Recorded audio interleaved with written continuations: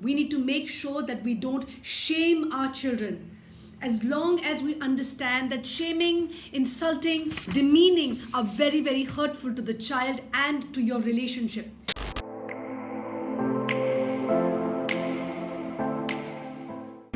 Let us talk about toxic parenting.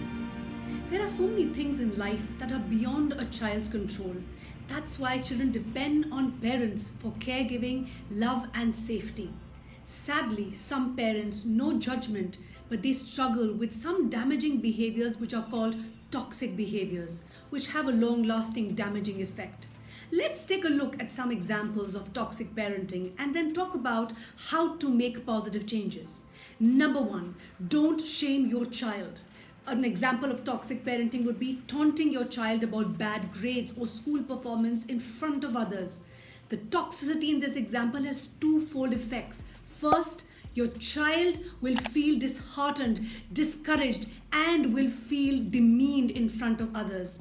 How do we correct this? We need to use empathy to help our children understand that their behavior needs correction, and this can be done with love and respect. We need to make sure that we don't shame our children.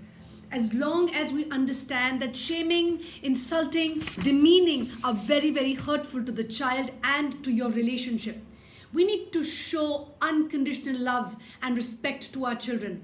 An example of supportive parenting could be, in the example that I just shared, you could wait till your child is in person, is in private, and you can have that conversation not by snapping at your child in front of others, rather being less overcritical but more supportive when there is a weak moment that your child is experiencing.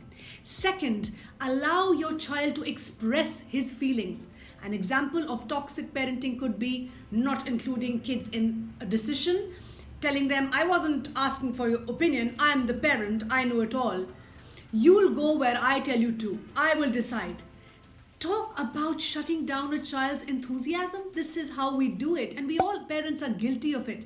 But the good news is that we parents can learn to change our way of communicating so that we can connect better with our children. How do we correct this? Expressing feeling doesn't always come easy to everyone, but we have to be mindful how you are speaking and listening to your children, because this will benefit you and your relationship. Communication is about not just about giving directions or being instructional or demanding, commanding, but it's about sharing. It's about acknowledging feelings, hopes, dreams, fears, being able to ask for help. And this is what we need to model to our children. So an example of a supportive parenting would be, if you have some ideas, Arjun, let's talk about it. I like to know about your point of view. I make the final decision, but I want to know what are your opinions, what are your thoughts. Let's take a decision together. Of course, it has to be a win-win decision. Your decision has to be final, but get the buy-in of the children. Third, never, never, never use sarcasm. Sometimes we parents all are guilty of it. We'll tell a child instead of praising the child or encouraging the child, we will actually sarcastically tell the child that you should have done this better. Oh, well, Ayana, the ketchup that's coming out of the bottle is faster than you actually going out there. So catch up fast. So we use sarcasm to tell children that they need to do things fast, but this doesn't help. How do we correct it? In many cases, we're dealing with the behavior that a child, according to his or her age, is not able to help himself, and our sarcasm is more hurtful, it's more harmful, and sarcasm will not motivate or encourage the child.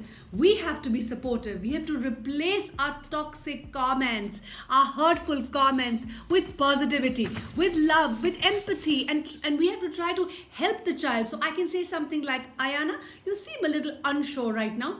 Can I help you? Do you need some help? Let me make you understand. Fourth, keep negativity at bay.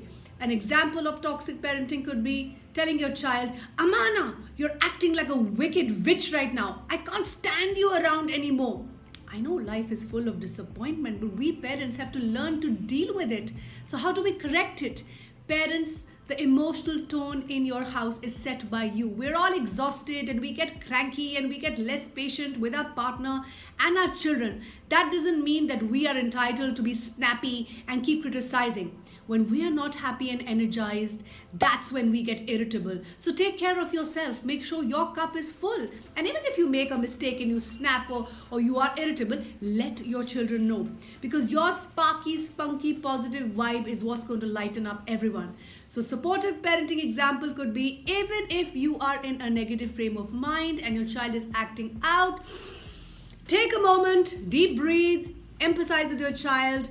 Do not label your child as a brat. He or she is only expressing his or her disappointment and frustration.